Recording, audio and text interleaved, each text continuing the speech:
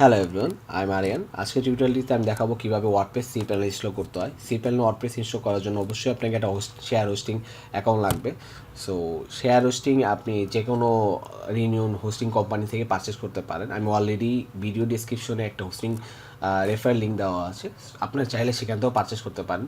জিওনবিডি বাংলাদেশের one of the leading hosting provider company.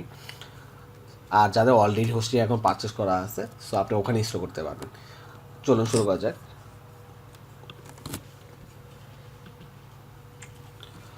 Already আমার Cpanel অ্যাকাউন্টে আমি লগ ইন করা আছি। সো লগ ইন করার পর Cpanel অ্যাকাউন্টে আপনি এখান থেকে সার্চ করে সফটটেক্লাস অ্যাপ ইনস্টল এখানে ক্লিক করতে পারেন। এখান থেকে দেখতে পারবেন যে ওয়ার্ডপ্রেস অপশনটা শো করতেছে। আমি ওয়ার্ডপ্রেস এখানে ক্লিক করতে পারি, বা এটার ভিতরে গেলেও আপনি ওয়ার্ডপ্রেস অপশনটা পাবেন। সো আমি এখানে ক্লিক করে যাই।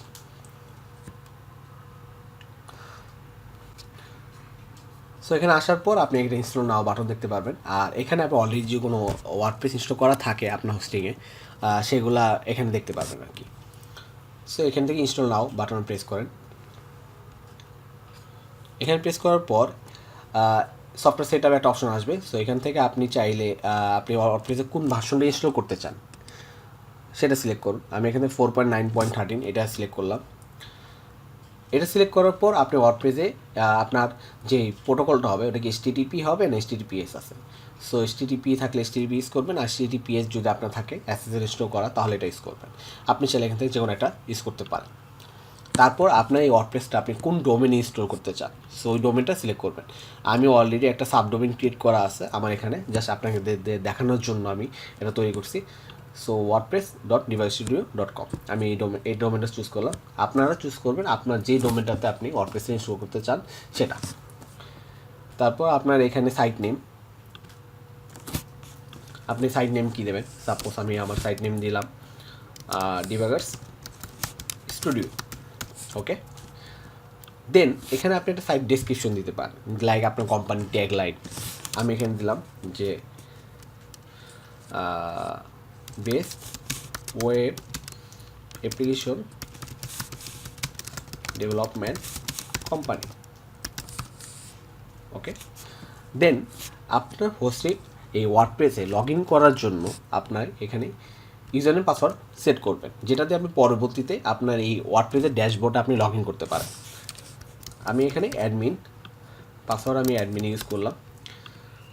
আর এখানে আপনি নিজের আপনার এটা ইমেলটা দিয়ে দেবেন, জানি পরবর্তী যেটা আপনার পাসওয়ার্ড রিসেট করতে কাজে লাগবে যদি আপনি সামহাও পাসওয়ার্ডটা যদি ভুলে যান। Language English. এখানে যা আছে এটা আপনি চাইলে চেকমার্ক দিতে পারেন, লিমিট লগ ইন অ্যাটেম্পটস, আর আমি এটা আনচেকে রাখলাম। অ্যাডভান্স অপশনে যা কিছু আছে আপনি চাইলে ডাটাবেজের নাম এই প্রিফিক্সে কী দিয়ে শুরু হবে, এখানে টেবিল প্রিফিক্স আপনি সেট করতে পারেন, চেঞ্জ করতে পারবেন। সো এগুলো কিছু না চেঞ্জ করে বেটার। আর আপনি চাইলে ডাটাবেস নামটা জাস্ট এখানে চেঞ্জ করতে পারেন যে আপনি কী নামে ডাটাবেসটা ক্রিয়েট হবে আপনার সার্ভারে। তারপর আপনি এখান থেকে ডেমো থিম চুজ করতে পারবেন। আমি এই থিমটা চুজ করলাম Edu Expert, then install. So এটা ইনস্টল হতে আপনার 3 থেকে 4 মিনিট সময় লাগতে পারে, আপনার ইন্টারনেট স্পিডের উপর ডিপেন্ড করে, বা এটা 1 মিনিটের ভিতর হয়ে যেতে পারে। ওকে, ইনস্টল করার পর আপনি তখন লিঙ্কটা ওপেন করুন আপনার ডোমেনের।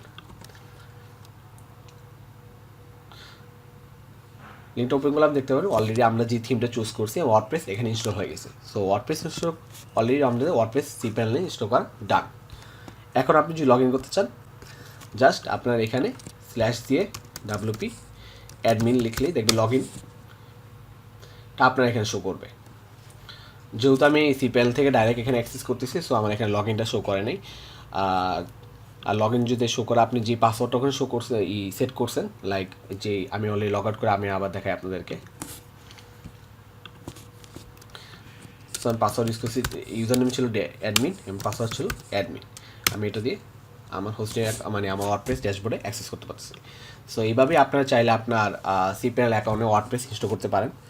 আমি এই টিউটোরিয়ালটিতে আমি Softaculous ইউজ করে ওয়ার্ডপ্রেস ইনস্টল করা দেখিয়েছি আর কি। আমি হয়তো বা আপনাদেরকে নেক্সট টিউটোরিয়ালে ট্রাই করবো যে কীভাবে একদম wordpress.org থেকে ওয়ার্ডপ্রেস ভার্সনটা ডাউনলোড করে কীভাবে আমরা ওটা Cpanel ইনস্টল করতে পারি। সো এই পর্যন্ত টিউটোরিয়ালটিতে আমাদের থ্যাংক ইউ, গুড বাই।